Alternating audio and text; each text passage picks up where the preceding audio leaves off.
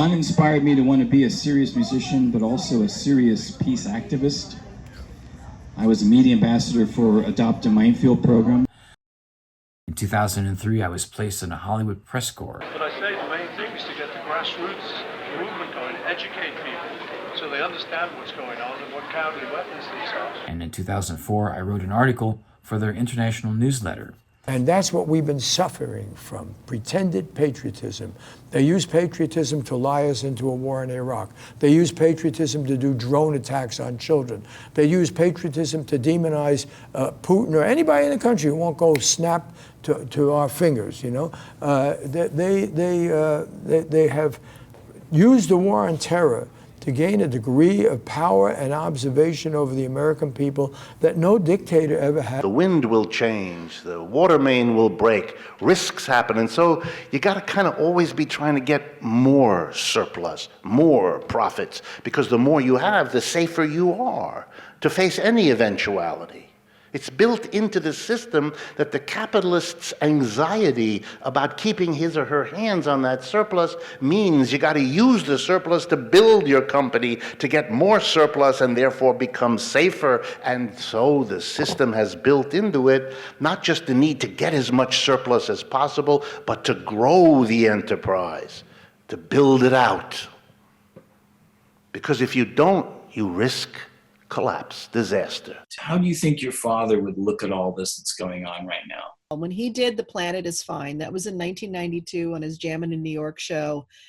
And it was very controversial because, you know, he wasn't saying don't try to save the planet, but he was saying the only reason you're trying to save the planet is because you're trying to save your life, your convenient life. Like, let's just get real about it.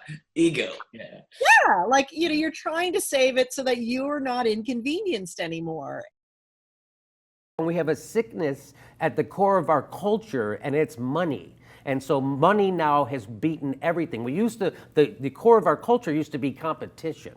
And now we've gotten rid of competition, which is what's necessary to make capitalism work. There's no more competition. What do you got? 3 telecommunication companies? Yeah. They own all the, Comcast now owns they make the program, they sell the program, they deliver it, they own the cable company that brings it to your house.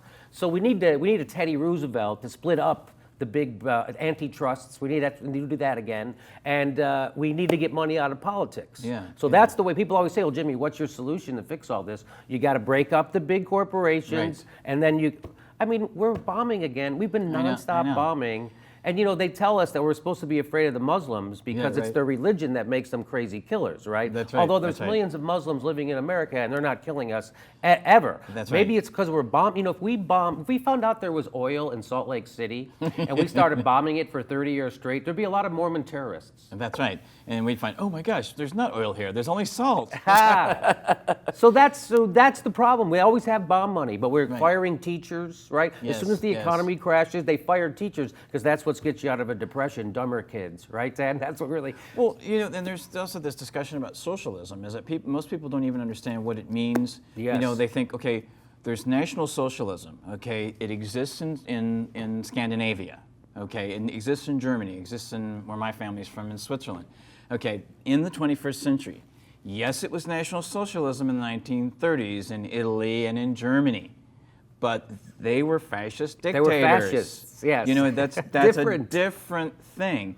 And also this thing with capitalism as well, you know, when people say, but more people have been moved out of poverty because of capitalism more than any other system in history.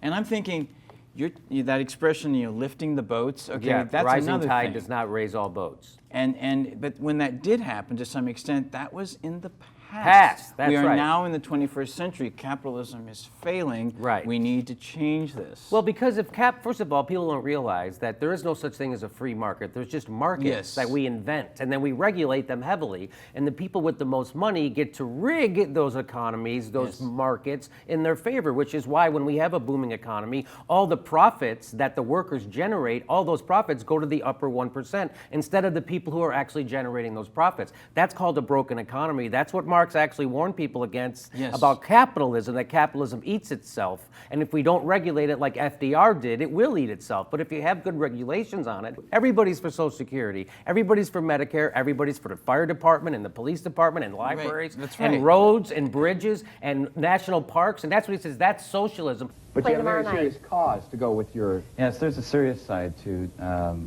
when I was in Los Angeles in September, I attended a gala event for an organization called Adopt-A-Minefield. And what they do is they raise money to eradicate minefields around the world, and also to help survivors of blasts and raise the awareness of those needs, which I wasn't aware of until I really went into their website and looked around. And I got to see, Paul McCartney perform with Brian Wilson of the Beach Boys, and I got to see Brian Wilson perform with Paul McCartney and his band. I got to talk to Brian Wilson, actually. Wow. And Jeff Lynne, who also has produced the Beatles, and George Harrison, and so it was a very interesting night. And then they asked me if I wanted to find a couple people to work their booth at the Conseco Fieldhouse concert when Paul McCartney was here recently, in October, actually. And then they asked me if I wanted to participate with them in a global event that they're doing all over the world tomorrow night. People are going to be meeting in their homes or at restaurants. We're going to be meeting at Birdie's. Hello, this is Niswander. I wanted to do some blogs before it gets dark. It's Saturday nights, October the 8th. Lost track of time. And I'm here on the steps of the City Hall here in downtown Los Angeles. For Occupy LA, which is getting a lot of media attention, at least in certain places, as more and more people become aware of what's going on here. It's very peaceful. It's for the most part nonpartisan, except people are welcome to share whatever their views are because, well, it's all about the 99%. Here you can see a lot of posters, signs.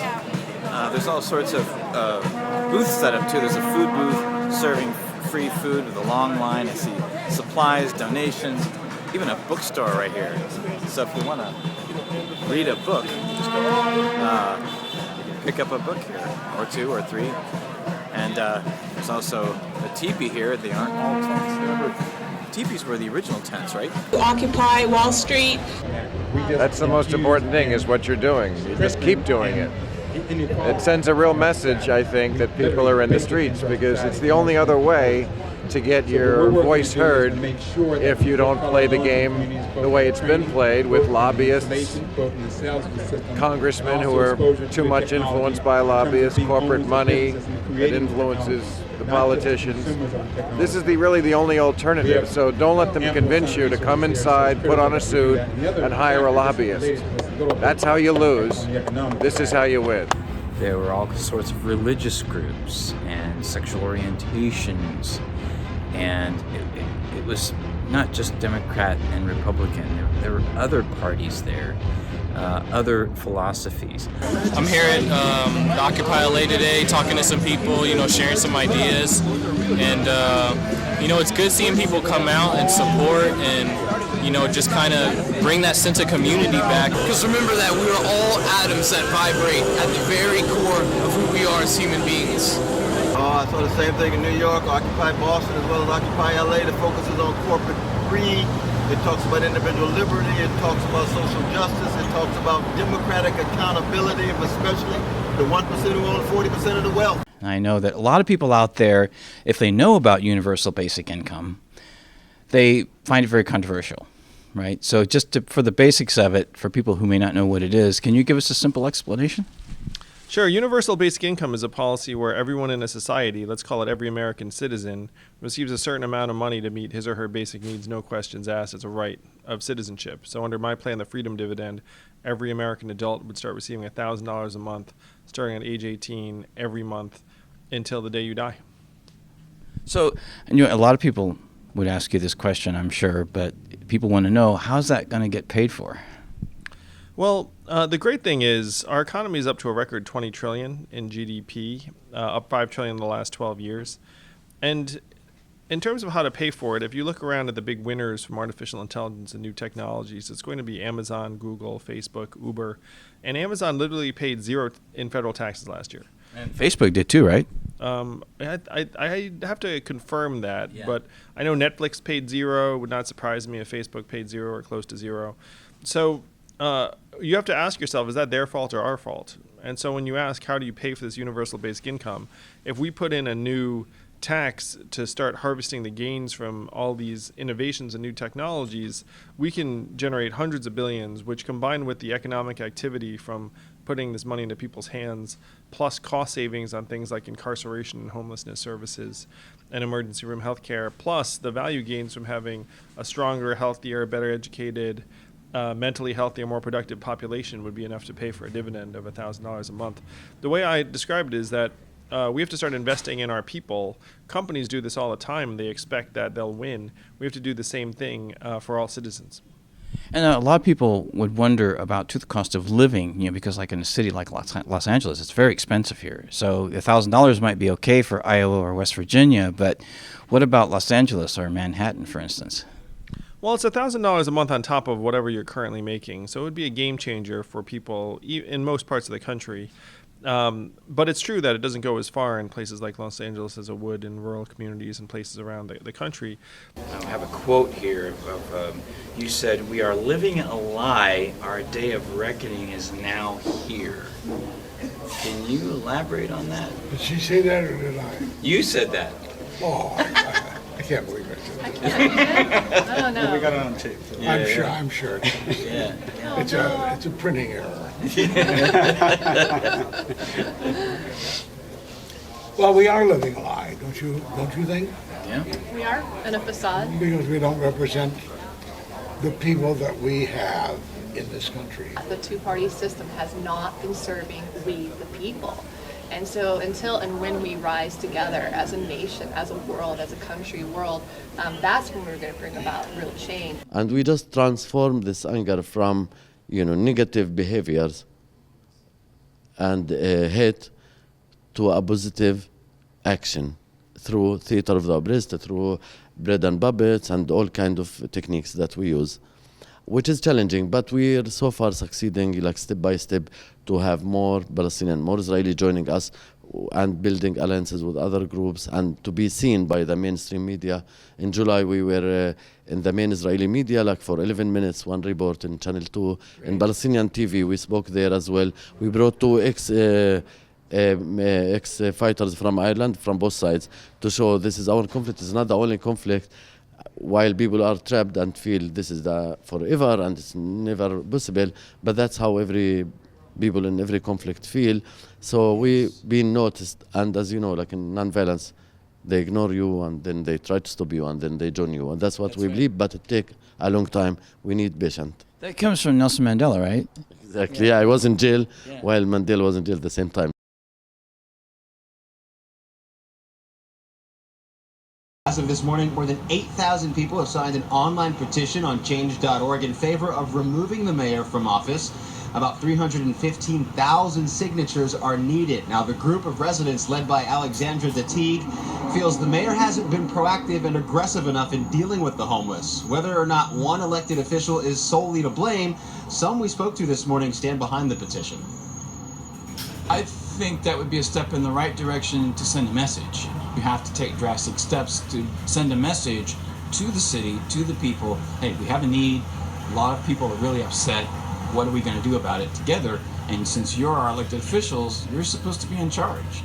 You have a YouTube video, obviously, that went viral, and we'll get into that in a minute. But one of the reasons why I invited you to come on here is because the red flag for me initially was in March of 2020, and one of my friends who's an investigative journalist, actually, he was the guy that wrote the blogs.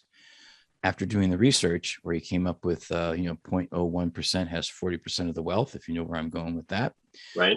He's the guy, and he put out this over hour-long video through his networks of this frontline nurse who was working at Elmhurst Hospital, in New York City, which was considered ground zero at the time. And Cuomo was on TV every day because of the disaster, obviously. And she had recorded video on her phone of conversations she had with colleagues, including her superiors and coworkers. And I could just see one story after another, and over an hour now, of working various floors of that hospital, and they were not getting any good information about how to treat the patients coming in, and you could just hear the stress in their voices, and they just kind of, I don't know what to do. And it was tear jerking. I mean, to hear that stuff, and I said, this is not good. That was my first reaction, when people are not knowing what to do, and they're the professionals that people are relying on. So that was my red flag initially. Your video on YouTube, you spoke to the North Vernon community board, school board there, because they were, obviously looking into reopening the schools back up, trying to figure out what the protocols were. And in just a little over 6 minutes, a brilliant overview of suggestions and what you had known from your personal experience. So you mentioned in that video, you said no vaccine stops infection. You want to elaborate on that? Yeah, people have come to get this idea that somehow vaccination makes it so there's a bubble around you that the virus can't penetrate. That's not how these things work. You actually get infected. It's just that your immune system responds so quickly and so accurately that it eradicates the pathogen before it can cause enough inflammation to make you have symptoms. But it's not the case that you somehow just never get virus in you. You get virus in you, and in some vaccination situations, the COVID-19 one being very clearly one of these, you actually get virus in you and you shed virus as much as an infected, in some studies, more than a naturally infected person does. And I think the complexities of vaccines and immune system interaction is very poorly understood by the general population. And what the CDC and the FDA are doing is just muddying the waters and simplifying complicated interactions down to the level of idiocy. So the governments of China and a consortium of Western governments all got together and put millions and millions of dollars into an effort to develop a coronavirus vaccine. When you get the vaccine, it appears that you have an antibody response, but when you actually encounter the wild virus, you become much sicker. And it actually creates a pathway that virus hurts you a lot more than with unvaccinated people. So this was 2012. April 10th, 2020, Grand Park in downtown Los Angeles was the site of Defeat the Mandates rally. The focus was on opposing vaccine and mask mandates, which of course means standing up for freedom of choice and freedom of speech. It was a gathering of about 20,000 people, spanned at least 8 hours, and featured dozens of speakers and performers from across the spectrum. All present, ages, ethnicities, races, political leaning, right, left, Democrats, Republicans, independents, vaccinated, unvaccinated, from all across the country, all backgrounds, economic statuses. People flew in with private jets and others came on public transportation. It was preceded by a march led by firefighters from Fire Station 4 downtown with allies to the park.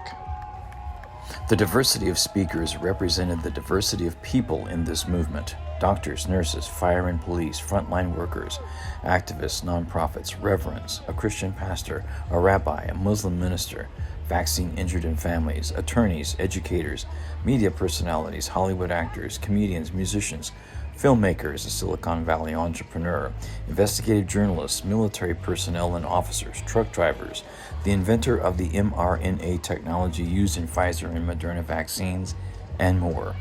Dale Bigtree, the host, an Emmy Award-winning producer of Doctors on CBS TV, now online with The Highwire Show, and his media team did a phenomenal job producing the event. I'm fantastic. I just got off the stage in front of tens of thousands of people. There's like 20, 30,000 people out there. It's rock star time, man. You can't beat that. Oh, it's fantastic. It's about time. Hello, Mr. Kennedy. My name is Dan Niswander, independent media. We have to deal with these issues, and when there is a Kennedy administration, are we going to see a sequel to the New Deal, new jobs programs, regulating Wall Street, securing Social Security? What do you intend to do once you are president of the United States? I'm a traditional Kennedy Democrat. I think human dignity, and particularly dignity of the workers, and the American middle class are the foundation stones not only of our economy but American democracy. I grew up in a period in American history that economists call the Great Prosperity. The economy is at the base of everything. I did one of the documentaries that I created was called The Roots of Society and the Enlightenment of Solutions.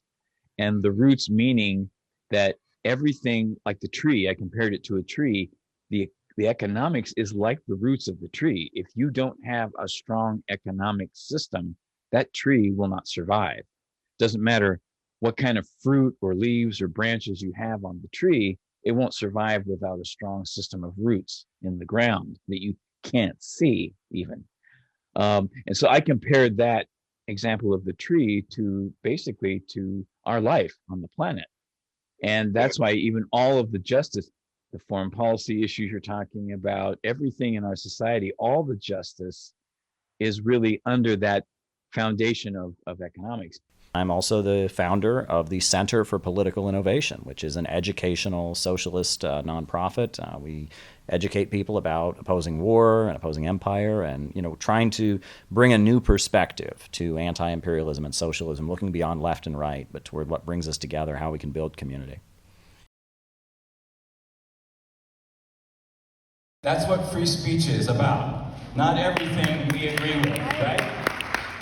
And I also want to talk about the Center for Political Innovation. I've interviewed Caleb Maupin in one of the segments, if you heard the radio show a while back. He wrote a book about Kamala Harris, which I think Tulsi Gabbard read, or because some of the content she shared at the debate, if you remember. But anyway, we're opening a local chapter here in the LA area for Center for Political Innovation. And discussing about what we want to do to start our presence here in the LA area. CPI, we're here at the end of the parade route in East Pasadena. We need a government of action. Yes, exactly. The Uhuru case. Yeah. That was actually a victory for free speech. So we're here at the Dorothy Chandler Pavilion, which is featuring 3 performances of Shen Yun here with Ishmael. We're getting looks. China before communism. This show is trying to portray China was better before communism, but it wasn't. And it's trying to pull out your heartstrings to say like, oh, we gotta go and restore this beautiful feudal society where like people were dancing around and music was everywhere. But this is just so to manufacture consent so Americans are able to agree and say, yeah, we must do regime change in China. And I'm lucky enough where my house survived. About 10 houses survived in my street. There used to be 40 houses on that street. Wow. But I've been pretty much roughing it. We don't have water until April at the earliest. But we didn't have power until the day before Valentine's Day. And then the day of Valentine's, the day of before Valentine's Day, we had a mudslide and a flood at the same time. And so I had to evacuate my house the 3rd time.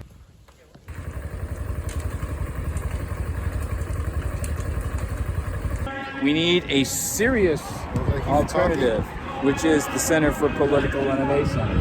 No war with China, Russia, and Iran. Stop killing in Palestine, Yemen, Syria. Stop fascism and Nazism in Ukraine. At the end of the day, it's money in politics. It doesn't matter where that money is coming from necessarily. There's lobbyist groups of all kinds. And, when Obama was president, the Supreme Court passed Citizens United, which put that on steroids. Right. Basically, it had already been in place, but now anything goes. And we're seeing the influence of AIPAC in practically every part of our government.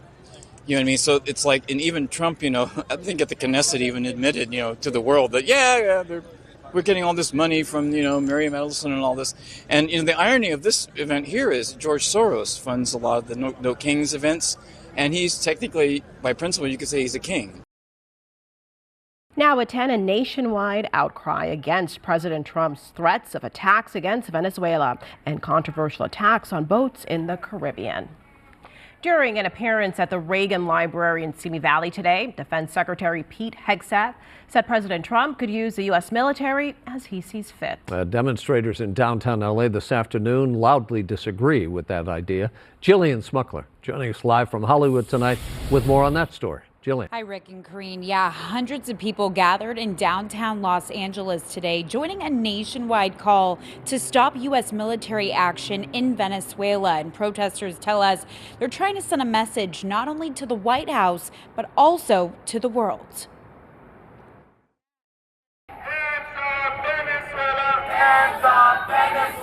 People in more than 60 cities nationwide are rallying in what they call a last-ditch push to stop what they fear is a new U.S. war. One, proxy war after another, and people are just tired of it. What is it all for? It's all for money. It's all for greed. In L.A. County, protesters say the Trump administration's escalating strikes in the Caribbean and new comments from Defense Secretary Pete Hegseth are clear warnings of a much larger conflict ahead. We've been bombing fishing boats that, supposedly have drug traffickers on them, but it's really not about drug trafficking. It's about oil and economics. The National Day of Action targets the administration's recent military campaign, including 22 strikes on alleged drug boats since September. If you're working for a designated terrorist organization and you bring drugs to this country in a boat, we will find you and we will sink you. More than 70% of Americans oppose military intervention. Well, a lot of it is money in politics. I mean, we spend a lot of money on war, and I think people are really tired of that when we need to invest in our own country and not in destruction overseas. And I think that's really what's on people's minds more than anything else. Earlier this week, President Trump said land strikes could begin, quote, very soon. Protesters here in Los Angeles say they're trying to stop that before it starts. Well, very good. I think we have enough time to take one listener question. So let's do that for a Facebook question. This is from Dan Nowman, who asks, do you feel that a big economic crash is inevitable, and what kinds of alliances can be created to reach the masses with thoughtful, factual messages? Well, I can't predict an economic crash is inevitable because you have socialism bailing out capitalism. At our big rally in Wall Street a few years ago, we had a big sign, socialism bailing out capitalism, otherwise known as bailing out Wall Street on the backs of U.S. taxpayers via Uncle Sam. That's the system we have in place. We've got to recognize it, that without socialism bailing out capitalism, capitalism would have collapsed about every decade in these banking crises and rampant speculation with other people's money like pension money.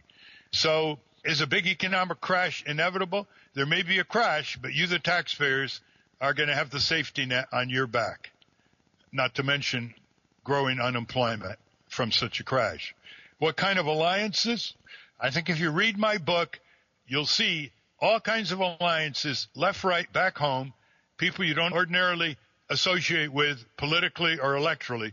But on these issues, and I have 24 issues, which include the issue of bailing out Wall Street, there's a huge majority of left-right saying break up the big banks, break up any corporation that's too big to fail, and crashes on the taxpayer's back. Well, thank you, Dan Nowman, for that Facebook question. What we need is a government of action that'll pave the roads, that'll hire the unemployed, that'll start rebuilding the country. We have a 4-point economic plan to improve the United States. Step 1 is a mass program of construction. Hire the unemployed, put them to work doing useful work, building, constructing, etc. Step 2 is public control of our natural resources. America's oil, America's coal, America's timber, America's natural gas. The wealth from that should go into the public budget. And then the third stage would be public control of our banking system. And then our fourth step would be the enactment of an economic Bill of Rights, which is what our President Roosevelt called for in his final State of the Union address. The right to a job, the right to housing, the right to education. And I tell people we shouldn't view these things as a handout. My first introduction to activism could have been when I was sitting in an auditorium with other kids watching a black and white TV the day that Dr. Martin Luther King Jr. was shot in Memphis. Or maybe when my dad took the family to Deschler, Ohio to see then candidate Richard Nixon campaigning for president. From the back of a train, he saw a sign in the crowd that said, "Bring us together again," and that became part of his campaign slogan going into the final days of the 1968 election. Fast forward to the late 80s when I was teaching English in Japan, And I chose to hang out with people in my leisure time that weren't from the United States. And many of them asked me, why do so many Americans think that Ronald Reagan is such a great president? And I couldn't answer that question. I had a Libyan roommate for 1 week who told me about President Muammar Gaddafi, and because he did well in school, he was able to get free education at a university anywhere in the world. When I returned home to North Hollywood, my focus in the 1988 election was not Bush. I did start listening to the mostly lefty Pacifica radio station KPFK at around that time, but I really wasn't that engaged with politics. I went back to the Midwest in the early 1990s. I worked in the corporate world during the day and played music in the scene in Indianapolis at night and on the weekends. I made 2 albums of my original music at professional studios and became quite popular playing in the central Indiana music scene. I played many shows with my band, including a big Clear Channel music festival, and played live on Fox 59 Morning News twice. There were quite a few local charity events that I participated in with my rock band. But I wanted to step up and do something more high profile. John Lennon inspired me to want to be a serious peace activist. John inspired me to want to be a serious musician, but also a serious peace activist. A group of activists formed a nonprofit called the Olive Branch Society, whose primary purpose was to help provide resources for other nonprofits in their charity and fundraising projects. We started with Adopt-A-Minefield, and we worked with other groups such as V-Day. I was a media ambassador for Adopt-A-Minefield program, a position that I served from 2003 to 2006. It was also an organization whose goodwill ambassador was another Beatle, Paul McCartney. To working on 2 fronts, for people to help us to do all this clearance and survivor assistance, but also for people to push the local governments and just say, look, we don't want landmines. Let's just outlaw these devices. This is a start. As Heather said, this is raising the awareness. And we go from here. We've already helped a lot of people. But I say the main thing is to get the grassroots movement going, educate people so they understand what's going on and what cowardly weapons these are.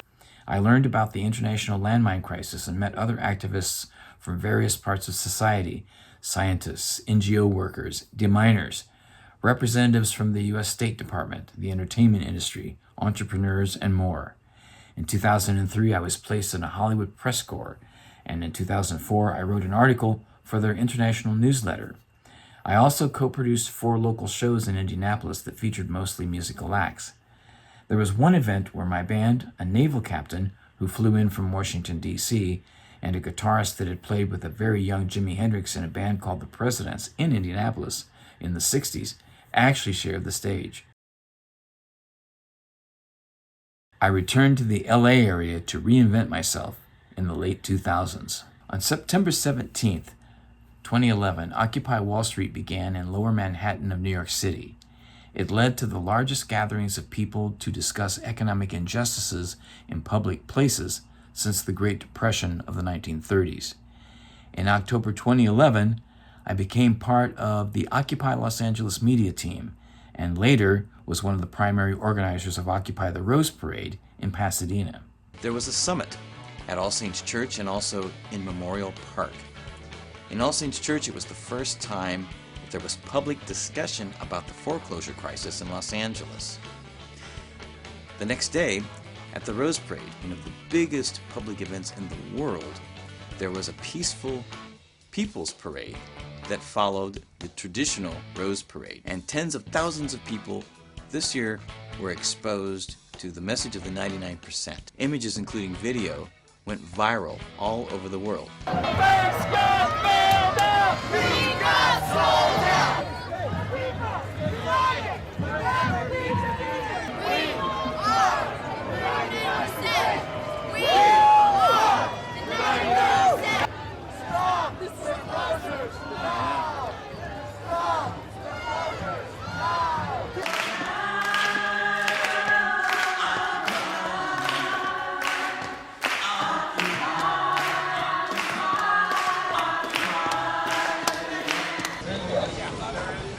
Tom, what do you think, what do you see as the future of Occupy? What do I see as the future of Occupy? I think we're standing amongst it right now. Thank you very much. Future of Occupy is excellent t-shirts such as this one. Yeah. I think what's exciting is that we're listening to each other and we're kind of discovering together what it will be. We could knock some sense into the government. Ben, what do you see as the future of Occupy, or just for the future? What hope do you have? Well, I'm a hopeful guy. You know, I try to remain hopeful from sun up to sundown. Not always easy, and that's challenged by the minute. But, you know, you see people like this who aren't complacent, and that motivates and inspires me to not be complacent with the status quo. Hello, this is Dan Nowman Niswander, and I am here with comic Lee Camp, who is in Los Angeles right now. Where we rank on the depression scale in the world, like we're pretty high up there. And a lot of poorer countries look at us and go, oh, they have it so easy. It's so happy there. They just all have money and food and they have big cars, and it's just, they must all just be so happy, and people are miserable. And they're miserable because this is an empty value system. And I think that a lot of people know that deep down. And some of them will get angry at you for dredging it up and shoving it in their faces. But a lot of other people, and even some of the ones that get angry, go home, and I think it starts to awaken something. And I think that it takes, just like it takes a lot of punches to knock down a fighter, it takes, I think, a lot of those kind of punches to ultimately wake someone up. In 2012, I interviewed David DeGraw, who many believe did create the 99% movement. David DeGraw asked me to make a contribution to his book. The Occupy Wall Street movement coming into manifestation is the first time in my life that I really felt the genuine oneness of the whole of humankind on this earth planet. The passion and the true empowerment of that revelation not only continues to drive me to further deepen my ethical values and roots, but to also use all of my talents and skills and to seek out others even more who share this passion and desire to be an active part of a global consciousness that at its core is focused on genuine love and justice for all. The phenomenon of these new relationships continue to inspire and challenge while keeping the ego in check. The whole experience will surely evolve into something beyond anything that we can currently envision, but our mission can no longer be denied in this present moment now as we go forward.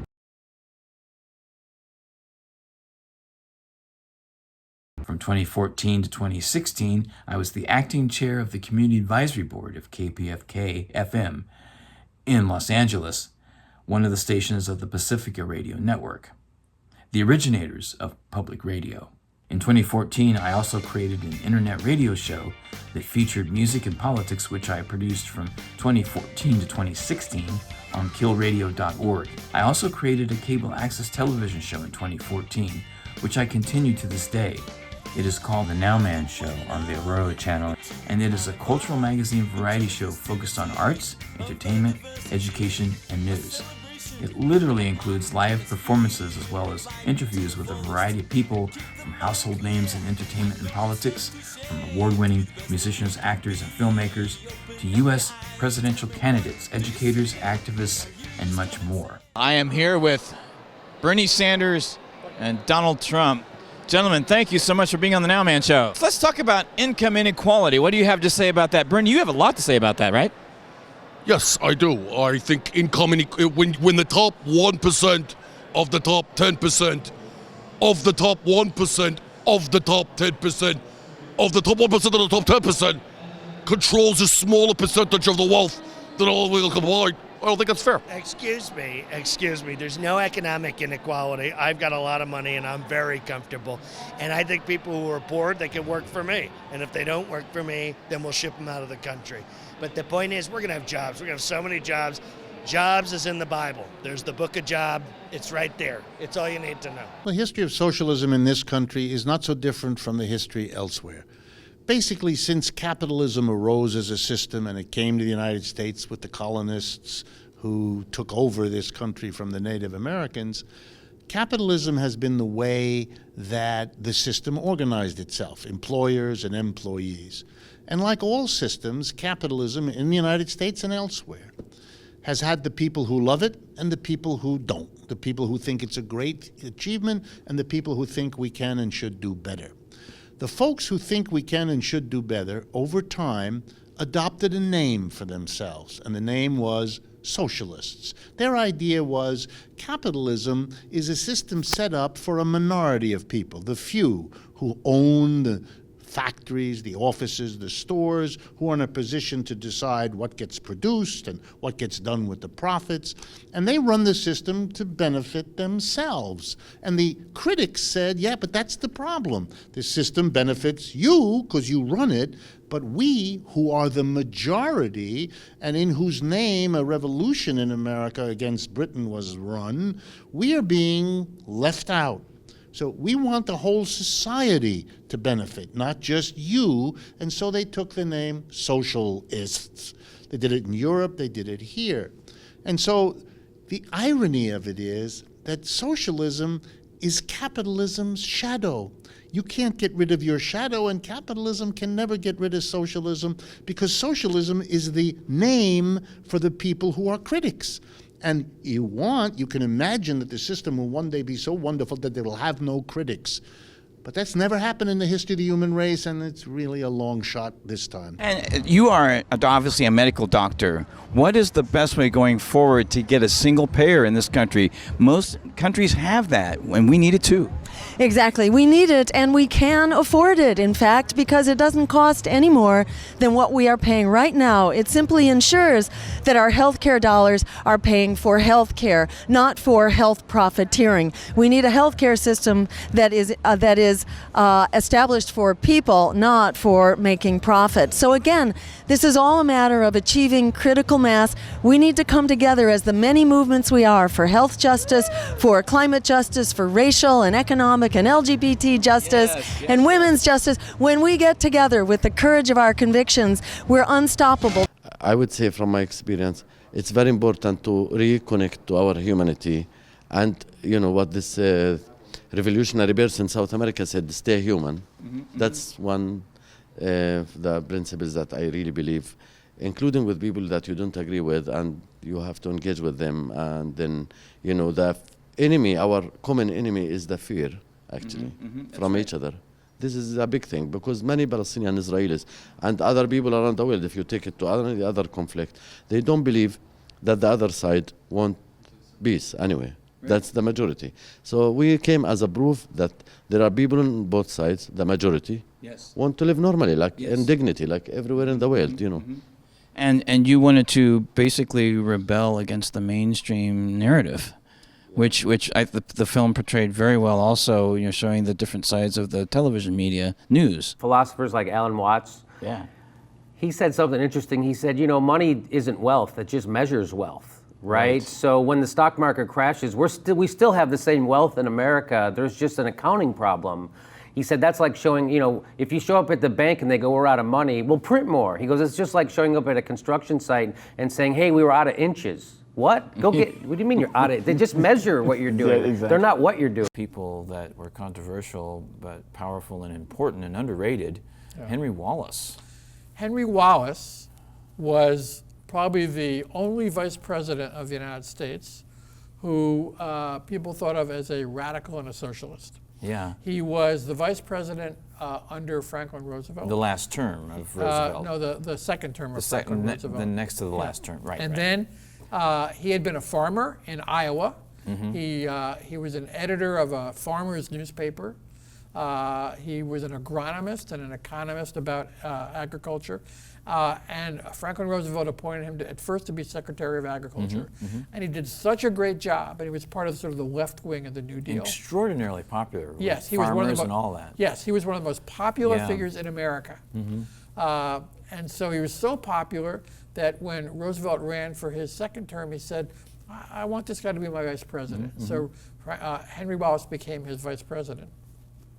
And then he became more radical, even more radical. And a lot of the more mainstream Democrats said to Franklin Roosevelt in 1944, you really should get rid of this guy. Yeah. And so he did. He made him the Secretary of Commerce, but he didn't give any power. And so he replaced him with a little-known, ineffectual senator from Missouri named Harry Truman. Yeah. How did that come about? And didn't that transition happen at the Democratic Convention? It came about at the 1944 Democratic Party convention, where the more moderate, middle-of-the-road, mostly big city mayor types didn't want Wallace. They wanted Truman, who had been kind of a hack politician in St. Louis, in Missouri, kind of a tool of the local political machine called the Prendergast machine. Yeah. And so when they allowed Wallace to disappear and they brought in Harry Truman. Didn't they do that over the course of the convention? Yeah, they did, yeah. And people thought that Wallace might have been able to win if it came to a vote, but they maneuvered it. And Roosevelt kind of was passive about it. He didn't want to cause any controversy. Right. And he was not well at the time. Right, and he wasn't well. And so, so they got rid of Wallace as vice president. They brought in Franklin Roosevelt. And so in 1948, after being frustrated by Truman not being progressive enough, Wallace ran for president on the Progressive Party ticket, a third party ticket. When he first announced, people thought, oh, he could do pretty well because he's a popular figure. But he got red baited. People said he was a communist or was sympathetic to communism. And he had some very radical ideas. He believed in racial integration. He was pro-union. He believed that we should end the Cold War with the Soviet Union and find ways of mutual cooperation. And that's considered radical. Which was very radical back then during the Cold War. And so at the end of the day, he got 2% of the vote. And he disappeared from history and from history books. And so hardly anybody's ever heard of. 2020 was a wild year for all of us. It started for me as an opportunity to share some positive messages on the national broadcast show America's Got Talent. I believe that it's a critical time in our history right now to bring people together, and I think what better way to do it than with music? All right, Mr. Nowman. As the year progressed, the journalist in me was researching a lot of information regarding the whole scenario unfolding with lockdowns and masks, and then mandates and COVID-19 vaccines. I produced a lot of media on these subjects, which broadcasted on my television show. Since March 2020, we have seen censorship and marginalization of effective early treatments for COVID. When people were sick or had tested positive for COVID and had symptoms, we were told by the mainstream, just wait for a vaccine. We have been seeing protests of mandates and vaccination passports all over the world. We have seen protocols change in mask wearing. Government's been trying for almost 30 years to develop a coronavirus vaccine, and it's been unsuccessful. So the governments of China and a consortium of Western governments all got together and put millions and millions of dollars into an effort to develop a coronavirus vaccine. And between 2002 and 2012, or 2014, they worked very hard to do that. And what happened is they developed about 35 vaccines. And 4 of them were really promising. They chose the 4 most promising, and they gave them to ferrets, which is the animal that is most analogous to human beings when it comes to upper lung respiratory infections. The ferrets had a brilliant, robust, and durable antibody response. But then something horrible happened. And those ferrets were challenged when they were exposed to the wild virus. They got horribly sick. They got inflammation throughout their bodies, and they died. There was something that they called enhanced immune response. It's also called pathogenic priming. And what it means is that when you get the vaccine, it appears that you have an antibody response, but when you actually encounter the wild virus, you become much sicker. And it actually creates a pathway that virus hurts you a lot more than with unvaccinated people. So this was 2012. We really do need to have, as Dr. Dan Stock said, very, very courageous and calm conversations. I don't think a lot of people realize why fear is so effective. But fear limits your ability to get into your memories, and it limits what you can pay attention to. And it limits how deeply you can reason. That's not just human training, that's human physiology. You have an entire section of your brain which is designed to suppress memories when it has something that thinks very timely. And so we can learn to control that part of our brain. It's now or we're in trouble. Like, now is the time for everybody to join together. And the last thing is this. It doesn't matter what your religion is. It doesn't matter what side you think you are on related to your political affiliation. It doesn't matter even if you've gotten the COVID shot or not, whether you're vaccinated or not vaccinated. It doesn't matter your religion. None of those things matter right now. What is happening is greater and bigger than anything we've ever faced in human history, my friends. The LAUSD, the Los Angeles Unified School District, putting a pin in its own policy, mandating vaccinations for their kids in the second largest school system in the country. These are ways of showing the public that we are going to step back a little bit. We might be a little too aggressive or whatever, or we are too aggressive on this. But they're just going to wait for another opportunity to put another tactic in to move their agenda forward, whatever their agenda is. And we can speculate about what their agenda is, especially when you understand that even Pfizer, one of the manufacturers of the vaccines, profited by tens of billions of dollars last year just from the vaccines alone. Now, if that does mean something, to think that that's something that is out of the ordinary or shouldn't be focused on is just ridiculous. And there's a lot of other factors as well. The UK, Israel, Gibraltar, I believe Scotland, places like this are more vaccinated than even the United States. And they're seeing more and more people in hospitals with COVID or because of COVID that are vaccinated once or twice or booster. There's the demand for more hospital beds or whatever. And also there's still no talk about healthy lifestyles, promoting healthy lifestyles, exercising more, better diets, more vitamins, those kinds of things. Or in dealing with even like colds and flus, natural immunity, supposedly, according to some, doesn't exist and never has existed. It's ridiculous. The CARES Act of 2020 that happened as the lockdown was happening in March of 2020 was the largest wealth transfer in the history of humankind. Now, supposedly that money was going to basically owners of essential businesses for the most part, and they would decide in many cases where that money would go from there.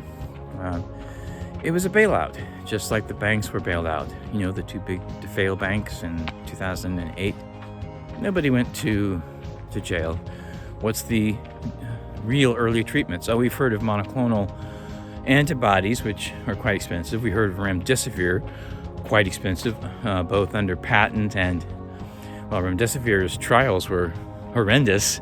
Something like 40-50% of the people involved in the trials died or had developed severe kidney problems, and they had to stop using it, but Fauci included it in the emergency use authorization. The overwhelming number of deaths, over 75%, occurred in people who had at least 4 comorbidities.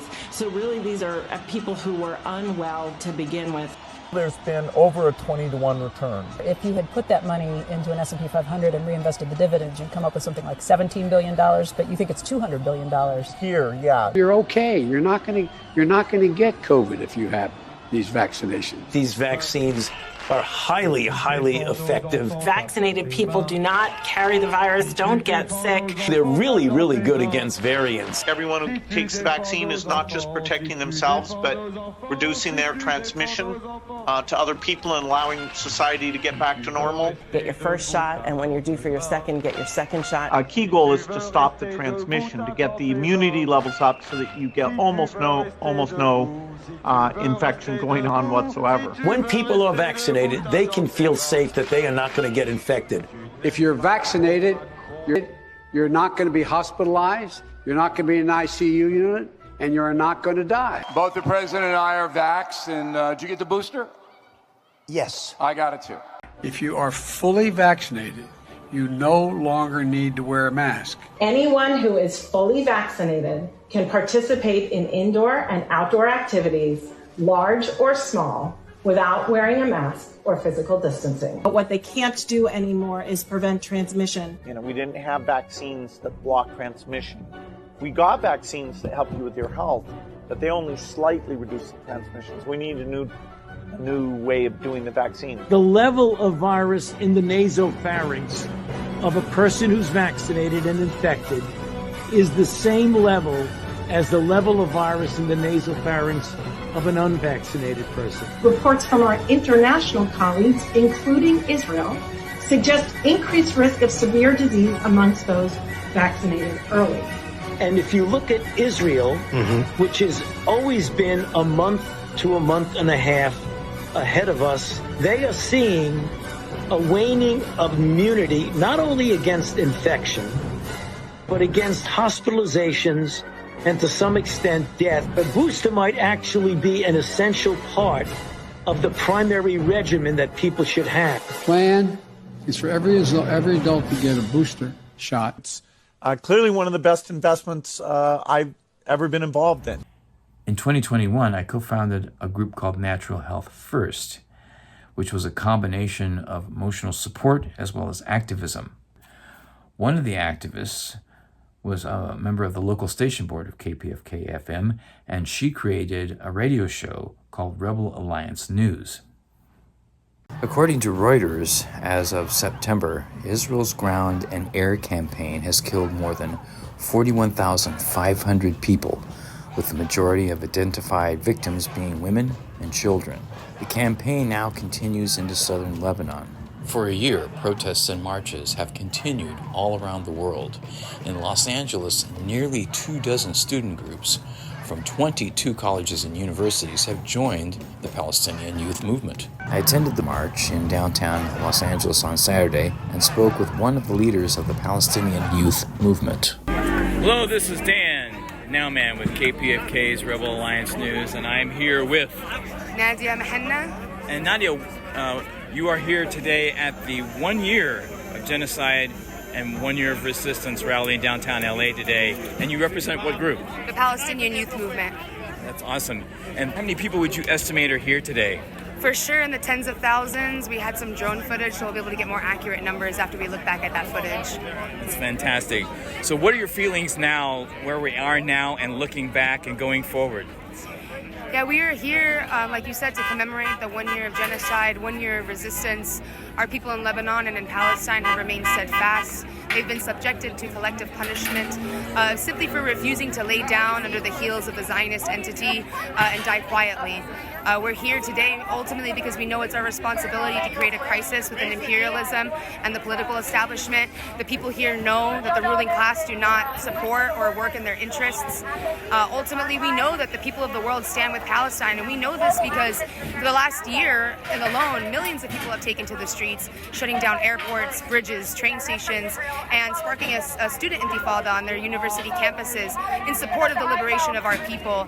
Ultimately, we are here today not only to demand an end to the Israeli aggression in Palestine and broadly in the region, but also to demand a full arms embargo, because we know that a ceasefire cannot happen without an arms embargo against Israel. And the president just has to make a phone call, and in 5 minutes we could end the shipments to Israel, just like that. Yep, exactly.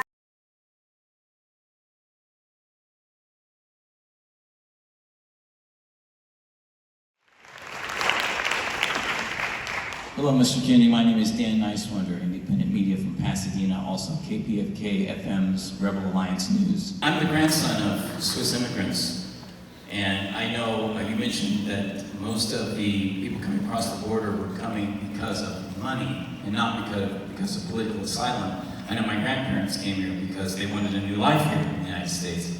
That being said, the U.S. Congressional Budget Office's own report that they released last year, from 1989 to 2019, the bottom 50% of the population, economically, was sharing 2% of the wealth. So we have to deal with these issues, and when there is a Kennedy administration, are we going to see a sequel to the New Deal, new jobs programs, regulating Wall Street, securing Social Security? What do you intend to do once you are president of the United States? I'm a traditional Kennedy Democrat. I think human dignity, and particularly dignity of the workers, and the American middle class are the foundation stones not only of our economy but American democracy. I grew up in a a period in American history that economists call the Great Prosperity. It was a period of approximately, 50 years, 40 to 50 years following World War II, when the American middle class became the greatest economic engine in the history of mankind. So at the time that I was a young man, our country owned half the wealth on the face of the earth. And the American middle class was flourishing. We were producing products that everybody in the world wanted. People, when I went abroad, people would do anything to buy Levi jeans that I was wearing. People wanted American cars. In Europe, I traveled a lot with my father and my mother when I was little. And they wanted our electronics, RCA Victrola and radios, and transistor radios, all these things that we had invented. And we were beloved around the world. People loved the United States of America. Princeton study in 2014, after studying something like 180 bills and policies from 81 to 2001, that the conclusions were we're 100% oligarchy. They didn't find anything in those bills or those policies that was democratic. Yeah. So basically you have a handful of people making all the decisions, all the important decisions for everyone else. And George Carlin used to say, we don't have any choices. Or you can choose what kind of yogurt flavor or cereal, but you don't really have any choices. What are your thoughts on that? Well, it's really, so obviously true. And the main point to make about choices, we used to have those pictures when we were celebrating or bringing democracy to Iraq with the overthrow of Saddam Hussein, who had nothing to do with 9/11, and Al-Qaeda couldn't operate in Iraq. So it's maybe the biggest or clearest lie in U.S. foreign policy history. You use the attack of 9/11 as justification to go war in Iraq, and that's the one place where Al-Qaeda couldn't operate, and he had nothing to do with it. They had nothing to do with it. So yet when we were bringing democracy, supposedly, you show these women they're in their chador or whatever, and they're holding up their purple stained finger because they had voted, right? I voted. Well, they all voted for what the Ayatollah had told them, or some other tribal leader or something had told them. Well, is that what you mean by democracy? Well, how are we different? If you're making a decision about a president who took us to this war and engaged in policies of torture and lied to us, and you don't have access to the information, right? Like that was what Daniel Ellsberg did with the Pentagon Papers. Said, no, I worked on this history within the Pentagon about the Vietnam War, and I see it's a tissue of lies. Mm-hmm. The American people have been deceived. Now, this is an ex-Marine, Daniel Ellsberg, had supported the war. He said, well, it's all lies. I got to let the people know. I got to take this to the Washington Post, the first New York Times, then the Washington Post, get it out there. Well, he faced 130 years in jail, That's right. under Nixon. So here you have now the same lies. So the vote means nothing. The vote means nothing if they can keep the basic information, whether it's about trade agreements or it's about going to war. Yep. If you don't have the information, an uninformed vote doesn't mean anything. That's right. It's a parody, right? And that's what you're really talking about now. And these idiots that go around saying, oh, lesser evil, lesser evil. This maybe if we don't have run out of time. Let's take a little break. No, before you. Oh, okay. You want to take a break? We're down to 30 seconds. So let's take a little break and come back in another segment and continue where we left off. Let me take my 30 seconds. Okay. Cut it out. I just want to say the lesser evil. That's a big cop out because the people who brought this country to misery right now, with wars that can't be justified, with an economy that raped the average American for the interests of Wall Street, they were the establishment. It wasn't Donald Trump. It was establishment that Hillary Clinton and her husband played a very central role in it. Let's talk about the yellow vest.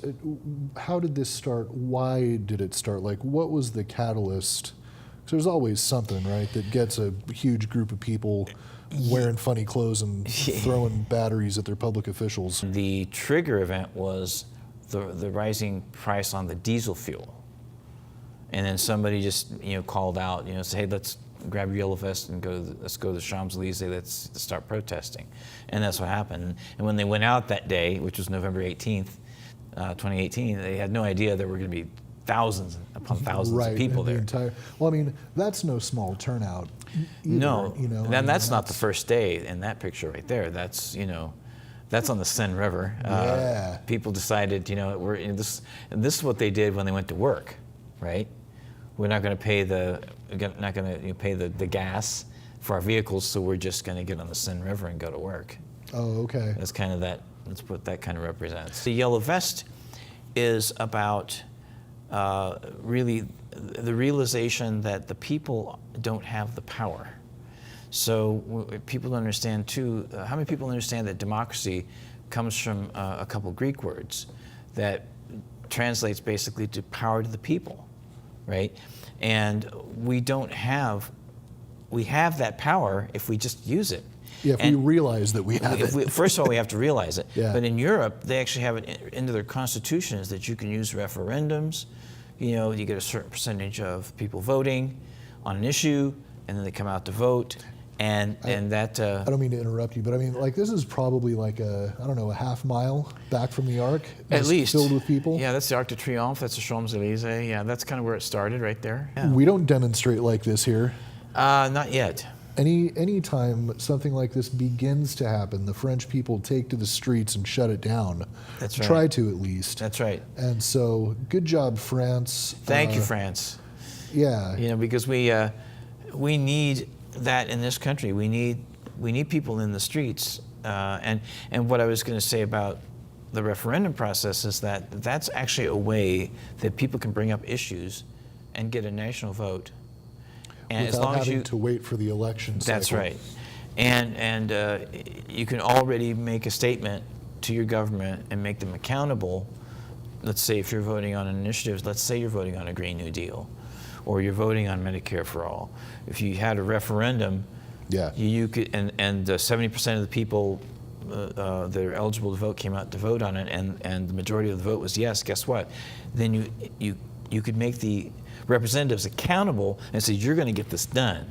And we could every step of the way we could make our representatives accountable, but because we don't do that, because people are comfortable, as Kelly Carlin, George Carlin's daughter, said to me, they're comfortable saving their own convenient lives, and they stay home and watch reality TV and sports and drink a beer. Not that there's anything necessarily wrong with that, but it's certainly not helping. No, it's not helping when you don't get out and you say, look, every step of the way you should be making representatives accountable to what is in the best interest of the true majority, which is actual, real participatory democracy. But because people don't want to do that, then we have all these problems, and decades go by and we're still not solving them. So I think, like Thomas Jefferson said something to the extent of every generation should have a revolution. We're long overdue. And I think, based on the signs that I see, the hubris of the 0.01%, who don't seem to be in any hurry to go even beyond a resolution on a Green New Deal. They don't apparently want Medicare for All because it costs too much money, even though over $700 billion is the military budget of the year. Goes right to the military. And we also give another, I think, $100 billion to the government of Israel. Last I heard was 40. Did it get raised? Oh, 40? But still, still a big chunk. That probably pays for their universal health care. Well, I'm sure it does. Even after they're required to buy some of our military too, so that keeps our economy going, that part of the economy going. Right. But the insanity of this is the hubris. I really don't think they have a clue, Norm. I really don't think they understand how people are hurting out there. At least 40% of the population doesn't have enough for their basic necessities. Yeah, or maybe they do, and they appreciate the power that it makes them feel they have. You could go that way too. Yeah.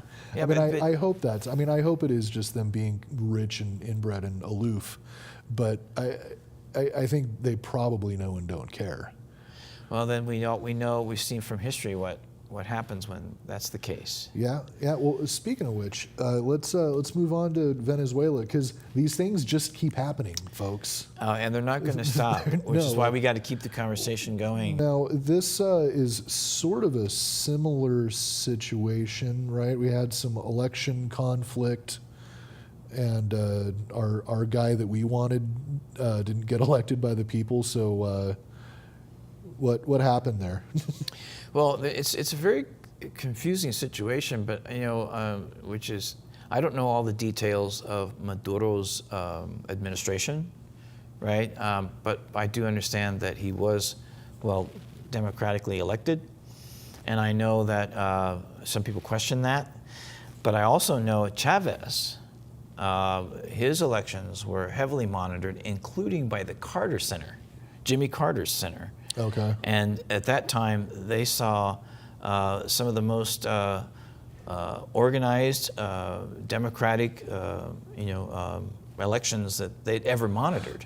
Actually, and so Chavez was the guy who we were sort of conditioned not to like, right? Right. Because he was always making fun of George Bush, and he called him the devil or whatever. Right to and at the UN. Yeah, and when George Bush Jr. left, he said, "Oh, I'm glad," something like, "I'm glad the smell of sulfur has left the room," or like, "I can still smell the sulfur." Oh wow! In the air, and yeah, so. And they tried to kill him. There was an attempted military coup on both he and Maduro, and the Maduro coup actually had a drone bomb. Really? Yeah. I wonder who that. But came from. that got kind of in the media blackout as well. Right.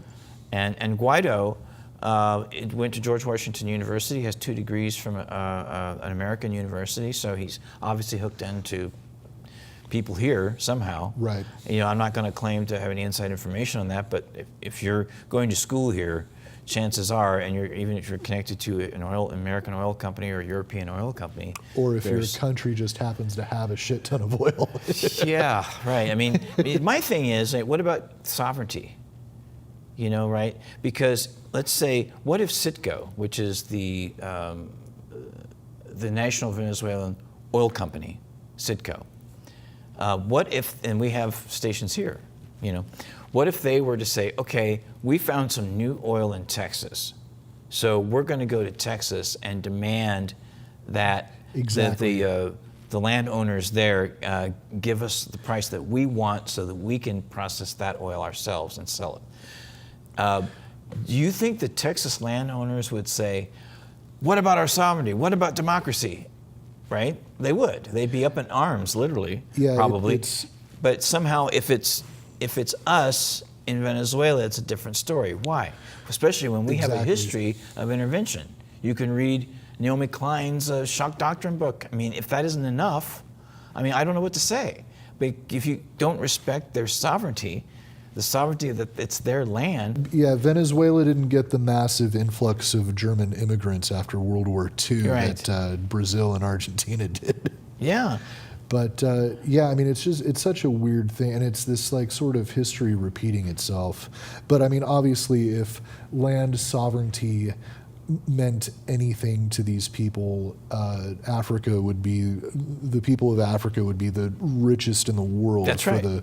for the resources that are under their feet. That's right. And unfortunately, that's never come to fruition with colonialism and the monopolies that exist down there on diamonds and imperialism. In 2024, I rediscovered Caleb Maupin, who I had first seen in videos at Zuccotti Park during Occupy Wall Street. In order to understand how we got to where we are now, you do have to understand some history, right? So I think providing that information, so here's some tools, here's some information for you, and CPI is doing a great job. Well, what are some examples of some of the books that you've published or had republished? Well, the first book we ever published was The Green Book by Muammar Gaddafi, because, Libya, under the leadership of Gaddafi, had the highest life expectancy in Africa. They had built the world's largest irrigation system, the Great Man-Made River. And so we wanted to show people what it was that Hillary Clinton and Barack Obama destroyed with their bombing campaign in 2011, and how it was that the most prosperous country in Africa was reduced to rubble, and what NATO, this criminal organization, what it had done done in Libya. So we published the Green Book, which is the manifesto of the Libyan government. We have also published a number of books, about socialism in the United States, socialist history, about economics, trying to give a new perspective, because we do feel like, a lot of the left are very, very loyal to the Democratic Party, and they view the masses of the American people as their enemy, and that's a huge mistake. And so we have to rethink left and right in our time. I'm a religious person. I believe in God. I'm a Christian, and I think that Christian faith and socialism walk hand in hand. Obviously there was horrendous persecution of Christians during the Cold War time, but the communist world has largely changed its perspective. The head of the Russian Communist Party, who I've met, Gennady Zyuganov, he's a Christian. He's a Russian Orthodox Christian. Nicolas Maduro, the leader of Venezuela, is a Roman Catholic. Daniel Ortega of Nicaragua, not only is he a Roman Catholic, but the slogan of the government is Christianity, socialism, and solidarity. And that we need to rethink left and right and how we orient ourselves, because unfortunately, I think a lot of the most ugly capitalist politics, this degrowth notion that human beings are a cancer, the radical individualism where everyone feels a need to yell at everybody else and tear them down the way people do on social media. Unfortunately, a lot of the left has embraced that. And a lot of Americans are rightly threatened by that. They don't appreciate that. And I think that, is those sentiments of resisting the low-wage police state and the degrowth and the march toward World War III and the kind of elements of control that are being imposed on our population right now. That is where the socialists and the anti-imperialists need to be. And we don't need to be with the left. It's almost kind of trying to enforce it and sees the enemy as the population. And that's, CPI is kind of new in our orientation. We tell people we're not left, we're not right, we're anti-war, we're socialists, and we're patriots. And we're patriots too. We love our country, right? And if you don't love your country, why should the country listen to you? If you're not motivated by trying to make things better in your country, what do you have to say?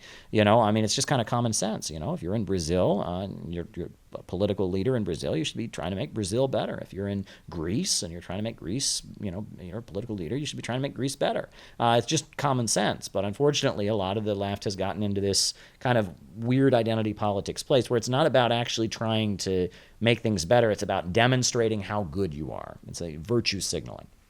And I think that's a problem. And so in order to do the work that needs to be done, we've had to, separate ourselves from the mainstream of the left. And I think, but we'll talk to anybody. The fact that I'm here in LA for this event, right? The idea of me doing something with this particular church, 5-10 years ago, I would have thought was outrageous. Right. And they probably would have thought the same thing. Exactly. But the world is changing, and we should embrace that change, because the world is constantly changing and evolving, and I'm constantly learning. I don't think exactly what I thought 10 years ago. I don't think you do either, right? And it's important to be able to learn and reconsider. Back to, I think in the late 1700s, there was a writer named Robert Malthus, and he looked at the French Revolution happening across the Channel. He was in England, and he said, the French Revolution happened because there's too many people, and that this is called overpopulation. And he wrote this essay called The Principle of Population Growth, where he argued that every effort needed to be made to not prolong the life of the poor. And to have the poor die sooner in order to keep the population low, in order to have stability in society. And then we later know that in the late 1800s, the Neo-Malthusian Society was very popular among many of the wealthiest people in Britain. And they thought that all these problems of unemployment and labor strikes and uprisings, they said, well, this isn't the problem of capitalism. This is just there's too many people. And the phrase "useless eaters" was widely promoted. And the idea was that there are too many people in the world. There's overpopulation. I know Margaret Sanger, who was a feminist and a socialist activist, she, after the Russian Revolution, she saw that the Soviet Union was not the free sex, free love paradise she was hoping for. And so she became a Malthusian. And during the Great Depression, she went around saying that the Great Depression was caused by overpopulation. And she spoke at Ku Klux Klan meetings. She argued that birth control and abortion could be used to eliminate certain races and certain ethnic groups, and that she went from being a socialist to being, a far-right racist and such because she bought into this idea that we need to reduce the population. There are too many people in the world, and that is how many of the richest people in the world feel. And I don't think that's hard to discover, and it's not conspiratorial. The idea that they're all sitting up there in a smoke-filled room plotting to kill the whole human race, I don't buy, right? That would obviously be crazy. But the idea that many of them believe that the problem facing the world is there are too many people and that there's too much growth, that is being widely promoted. That is almost the party line in the United States.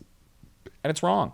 It's not true, right? The human race, human beings are the source of all wealth. We're not useless eaters. Human beings are the creators of all the value that exists in the world. With human beings, we can advance. And people talk about limited resources. This is a very common thing I hear from people. Well, it's true that there are limited resources in the world. And, if we were still burning wood to heat our homes, we would have deforested the planet centuries ago. But we don't. We started burning coal, and now we burn natural gas. We have electrical heat. And that the whole history of the human race is our reinvention of our relationship with nature, right? When one fuel source, one energy source, one mode of production becomes outmoded, we reach a higher plane. And that's why China is putting so much money and funding into fusion energy research right now, because fossil fuels has its limitations. Later that year, I co-founded a chapter here in Los Angeles of the Center for Political Innovation with Ishmael Lopez Reyes. In May of 2025, we created a workshop with Caleb Maupin here in Los Angeles that was called Do You Believe in Growth? A New Day for Los Angeles and a New Day for America. As I went walking that river highway, I saw the bubbles that in the sky. I saw before me the great San Diego Valley. This land was made for you and me. This land is your land. This land is my land. From California to the New York Islands, from the redwood forest to the Gulf Stream waters. This land was made for you and me. And they start having various wars around the world, the Vietnam War, the Korean War, etc. But it gets to the point where the economic problems created by technology gets to the point that war becomes constant. They have to constantly be having wars, because that's the only way they can keep their system going. War becomes constant. And one aspect of globalism imperialism is that they were able to have stability in the homeland because they bought off a section of the working class. We know about in the 1950s, the white picket fence and Leave It to Beaver and the comfortable life that a lot of white working class people had. Well, that's gone, right? The comfortable middle class that exists within the imperialist centers is now being liquidated and being gotten rid of. And we're entering a period where war is becoming constant. In order to maintain the system, they have to constantly be at war. And the imperialist homelands, the United States, Britain, France, Germany, these countries are deteriorating from within. Because in order to maintain this global international system, just to keep things flowing, they have to be committed to wars around the world. They have to be maintaining this global system, and they can't maintain the homeland. And so things are becoming more and more unstable here at home. And that we're entering a period where really the only way they can continue to make profits is with destructions, a period of destructive accumulation. And this is what Rosa Luxemburg predicted. World War I was the beginning of a process that would lead to a situation of constant endless war and destructive accumulation. And she compared it to the fall of the Roman Empire. And that's kind of what happened to Rome, is that Rome spread itself all out over the globe, and pretty soon it got to the point that the whole thing fell apart because they were trying to maintain a system and they couldn't maintain peace at home. And we're going to talk more about the Roman Empire after lunch, but I guess I'll just make this point. Was the fall of the Roman Empire a good thing? No, right? Obviously the Roman Empire was bad. It was a horrendous empire, slavery, and all kinds of awful things, but what replaced it wasn't better. The human life expectancy decreased by years as a result of the fall of the Roman Empire. The human height went down by inches because of the fall of the Roman Empire. There was a huge amount of instability that followed, and what replaced this brutal, horrific empire in Rome was instability and chaos on a new level that led to all of civilization suffering. And that's what kind of separates CPI from a lot of leftists out there. There's a lot of leftists say, well, this country's racist, and this country's evil, burn it down, tear it down. It's like, well, what's going to come next? They're more interested in the vengeance and the, and getting their feelings out there, but they're not saying what actually comes next. And we have people that look at our 4-point plan and they say, why are you always trying to save the country? Why are you always trying to save the system? Because I live here. Because, as bad as things might be in the United States, I really like that these lights work, the electricity. I really like when I go to the water and I turn it on, and it comes out. And if you're living in a society that's collapsing, that doesn't happen. Anyone who's ever been through a war or a huge amount of economic chaos, it's not a good thing. We don't want America to collapse. We want America to be reborn. We know that this economic order that the United States is at the center of isn't working. And we know that the United States has to change in order to survive. But we are motivated by love of our community, love of our country, and opposition to what this system is doing to it. And that's a fundamental difference that we have. Leftism is very much tainted by this kind of vengeful, angry aesthetic. Whereas we are looking at the economic realities of the situation and we're saying we have to change things. And that there are divisions within our ruling elite now that are creating the opening for a movement that could actually change things. So, I've obviously got plenty more to say, but that's kind of the basics of where we're at in terms of the global and economic situation. Each week, depending on the issue and what is happening in our community and the country around the world, we have different activities. Because we're all going through something different every day. One day you feel like you don't have any hope. The very next day you're feeling like, I can do this because you've seen what the community is doing around you. But as of right now, it feels like it's around 25%, but we're hoping we can get that percentage down more and more as people are seeing the options, as we're putting the options out there. Just a few days ago, Altogether, that's the other group that I'm a part of. Wow, there's a lot. So that's great. There's a lot going on. Just a few days ago, a group called Altogether, which they're working on finding, getting neighborhood captains in every single area of Altadena so we can communicate with the larger network on the building needs of our individual neighborhoods. So I'm the neighborhood captain of my neighborhood along with one other neighbor. And anyways, that group, we recently put out our very first kind of a guide on options that people have that had no insurance or feel like they cannot afford to rebuild. And so for the first time, we finally have our first guide out there on their options currently. Supposedly, November the 5th in Washington, D.C., it's the beginning of the fall of the Trump fascist regime. Now, we're here in Little Tokyo. What in the world does that mean?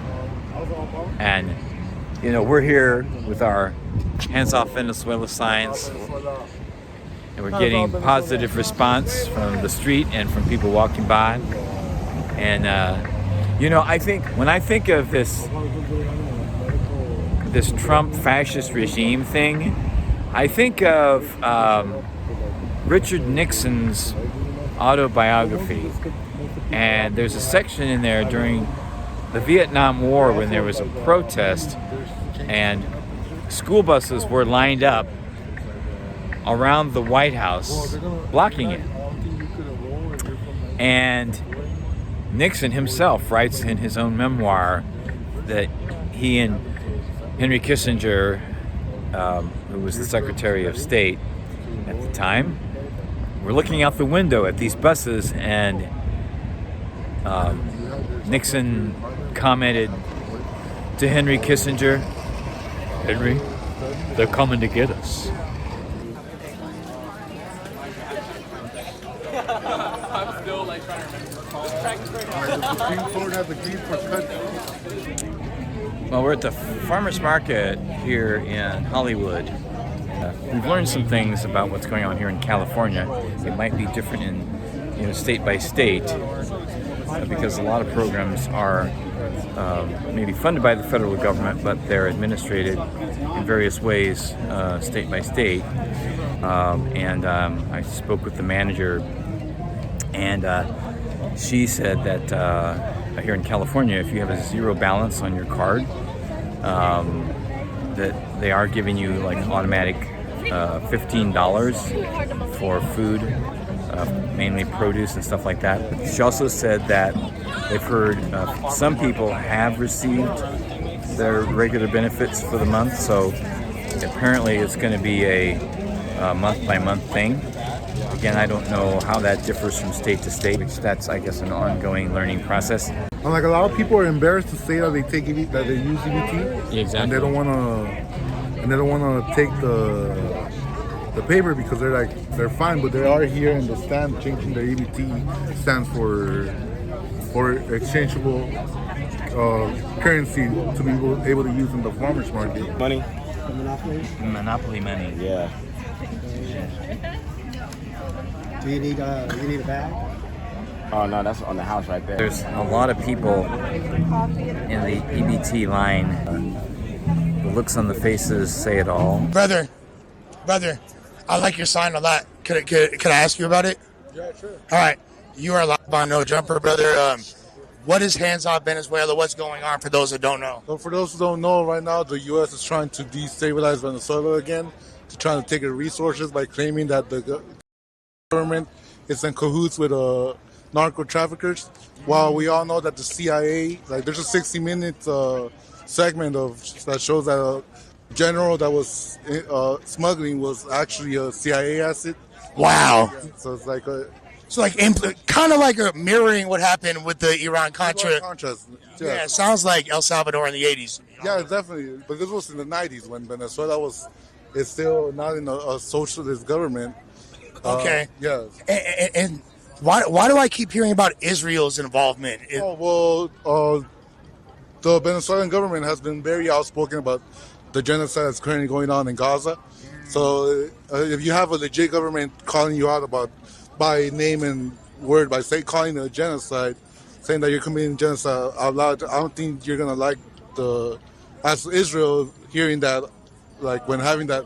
They don't want to get put on blast. Yeah, they don't want to get put on blast. You could insinuate it and be fine with it, but like they don't want to be called out for what it is, because like there's meaning, like legally there's meaning to those words, like so Okay. there's retribution, but.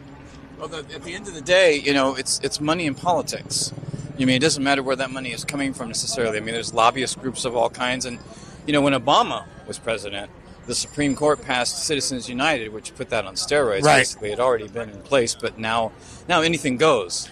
And we're seeing the influence of AIPAC in practically every part of our government.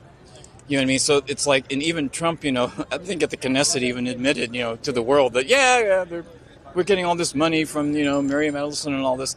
And, the irony of this event here is George Soros funds a lot of the No Kings events.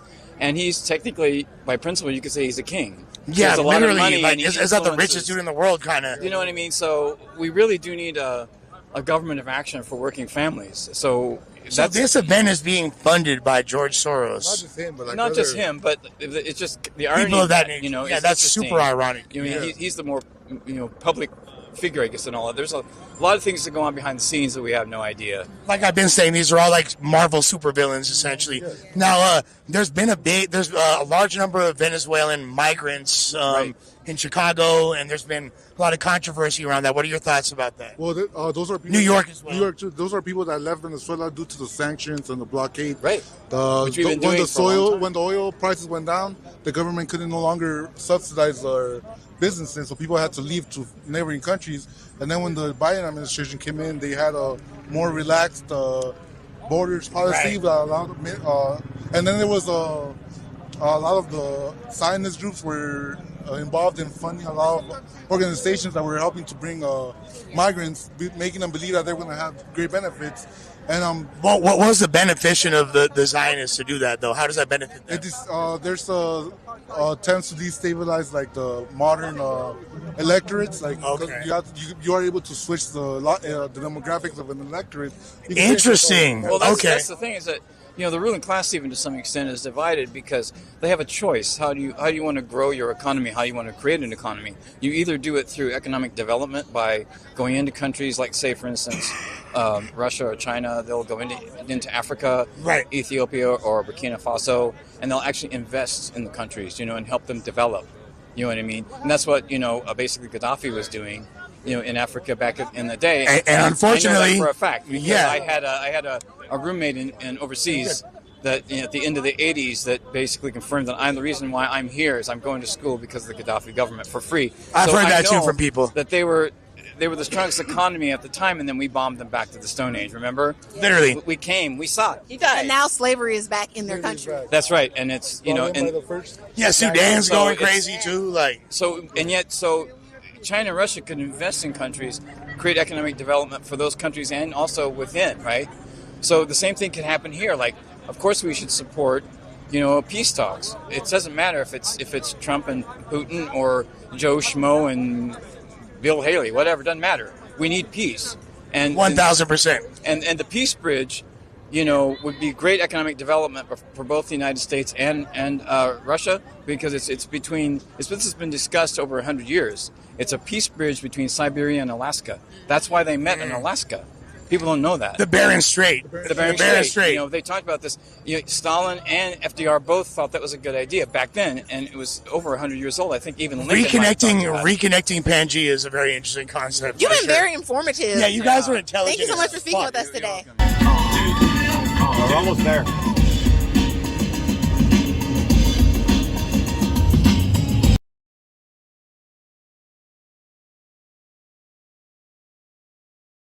Wow, you guys inspire me a lot. Just want to say that. This has just been an amazing whole week. One of the things that we do a lot in LA, and we all do really as a group, is outreach. Where even when you're out and about doing social things, you're always talking to people. Always. And I find the more I do outreach, almost every time CPI comes in a conversation. And it's so important to be face to face, and I have to tell you, it looks a lot better seeing you in person than it does just seeing you online all the time. So, okay. I want to increase that too. I'd like to see us do this more often, and please come to LA. So I asked myself, who am I? Well, there's a lot of things. I wear a lot of hats, so I put in the context of activism. The first thing I did, I guess as an activist, was be a media ambassador for Adopt-A-Minefield, which is a program of the United Nations of the USA. I wrote an article for their international newsletter, and I worked in a Hollywood press corps 1 year. It was a great experience. I met a lot of people from all over the world. And I learned that, when people will tell you, you can't change the world, I realized that was absolutely not true. What we did as a community is, I think we pretty much stopped the creation of landmines.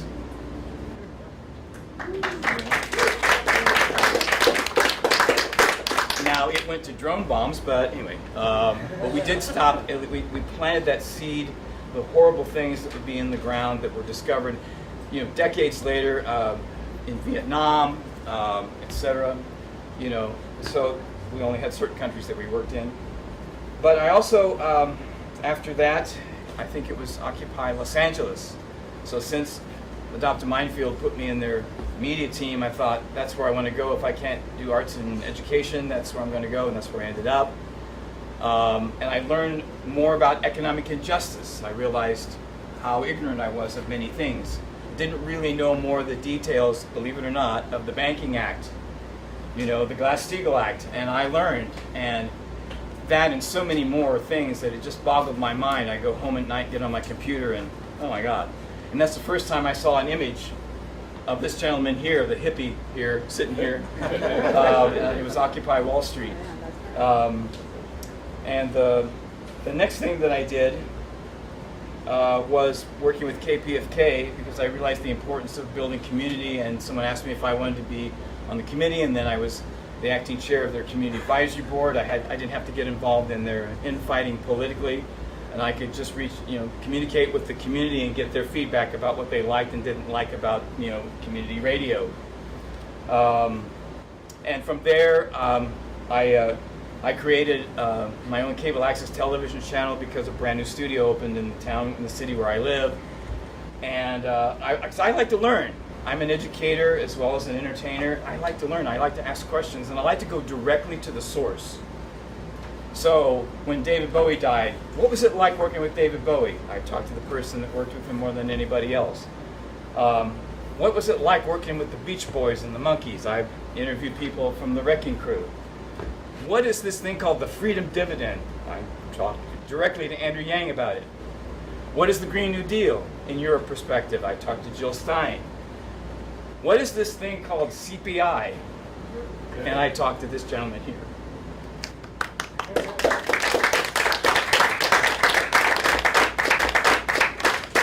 The next thing I did was the pandemic. And I was convinced I am not staying inside my house all day long in California where the sun is shining and there's still the beach, okay? So, and I found that there were a lot of people that were going through a lot of serious trauma about what was going on. And I just felt the need not only for community, which I had to travel a long way to get to on the west side of Los Angeles, but I also felt the need to be more educated about what is going on here. We're not being told the truth. So I've co-founded a group called Natural Health First, and really, health is about mind, body, and soul. All of it, right? So it's really important on all levels. And the next thing I did was meeting and interviewing Caleb Maupin and realizing that there was a need in Los Angeles because I saw the potential for a movement that Occupy Wall Street, Los Angeles, and all around the world. They dropped the ball. They didn't do it right. They made a lot of mistakes. I saw the mistakes. I can write a book about it. But I said, this guy's on track. He gets it. He is exactly on point. And he was there, too. And he popped up in my algorithms probably because of our mutual friends, the Combo Couch. And I started watching his live stream, and I thought, this is it. This is it. You're talking about economics. Most people don't. I grew up middle class, lower middle class, poor, and nobody talks about, economics. They leave that conversation almost completely out all the time. Unless they see their taxes getting raised, then they want to talk about something, So, I think what we need, why CPI for me? Well, that's just the background story of it. I think we also need a new renaissance. We need not just music, but remember, or arts or painting or whatever from the original one, but it's also economics, it's also spirituality, it's also political, and maybe even more so, it's about what we're doing, community building, to make all that happen.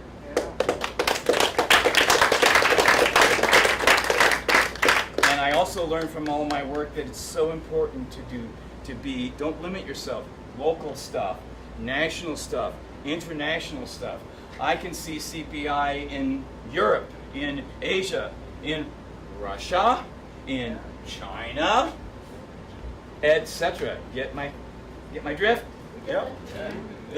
But like Margaret Mead said, you don't need the majority of people. All you need is a significant number of people, whatever that is, and you can change the world. I saw it just from the landmine crisis, and it happened. It's not a myth.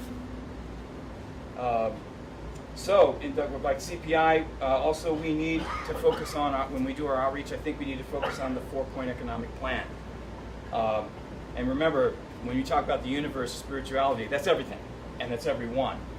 So it's not just any one group, and certainly not your ego or mine. Okay, that's another thing we have to have checks and balances on ego, right? So, and understand how we use words also, as well as what the words mean, understanding history, but also, as we do as well, understand what's going on, current events, and address things currently. Like, we don't want another years of lead, right? We want Ibrahim Traore to be more on the awareness, consciousness of people, to understand he's the kind of role model we need in this world right now, who's not afraid to speak up and take action. We need the Uhuru movement, right? Yeah. But we also need CPI, because...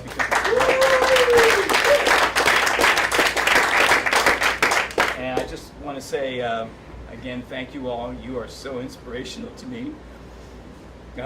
Sorry, I do get emotional when something is really important to me.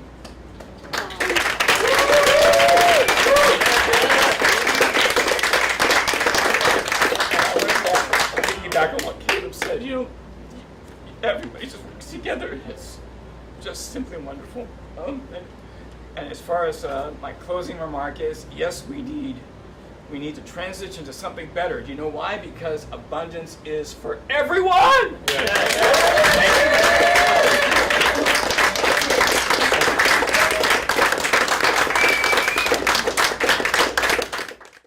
Now is the time for a new renaissance. The conversation is long overdue. Check out the series New Renaissance on The Nowman Show on the Arroyo Channel on YouTube. Here's a little clip. I think we need a new renaissance. What can we do together to help make the world a better place? Well, I mean, I know there are those who would say we're in a tech renaissance, but to make the world a better place, you know, on a practical level, you got to get money out of politics in America. That's the square root of all of our problems. But on a bigger level, America needs love. We need more love in our hearts. We need more love we give to others. We need to receive more love from others. And I think that only when love can replace the anxiety and fear and competitiveness and strife that defines American life for so many of us, can we have the kind of society where someone won't feel so desperate enough that they'll want to take a gun and hurt a lot of people, where they'll want to outsource jobs and decimate a community, where they'll want to put low-income people in prison for consensual crimes that don't hurt anyone. I think that we need more empathy, and I think that we need more love, and I don't know how that's going to happen, but you know, we all get to choose every day if you're going to generate more angst or more love, and I think that's the sort of thing that has to be done on a very personal, individual, one-by-one level. I agree, and we can start doing that right now. I think we need a new renaissance. Okay. What can we do together to make the world a better place? I think more Renaissance fairs. That would help. And people always like, would ye like some chicken on a stick? You know, something like that. What can we do to bring the world together? Maybe we should do one of those hands across the world. Remember we did hands across America? Remember that? We are the world. Maybe something like that. Maybe we could, maybe Beyonce and Jay-Z could put together something like that. I have no idea how we can bring people together. I really don't. I would say music. Yeah. Right? Yeah. Comedy's too cultural. Music kind of transcends. That's true. That's a very good point. Renaissance. And I think we're going to get there, and we're going to get there because we work together, right? Right. Strength and unity. That's absolutely right. Strength and unity. That's right. That is right. And people over profits. People over profits. Right. This is New Renaissance.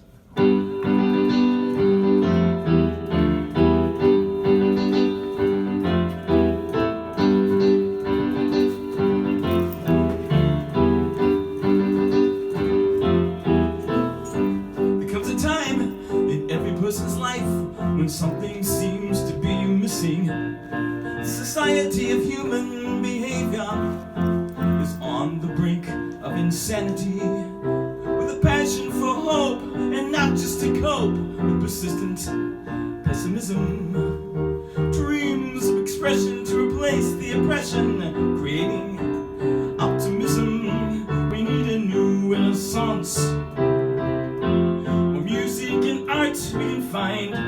We need a new renaissance, theater of the sublime. We need a new renaissance, be more generous and kind. We need a new renaissance, something for the heart and the mind. We need to be talking to each other.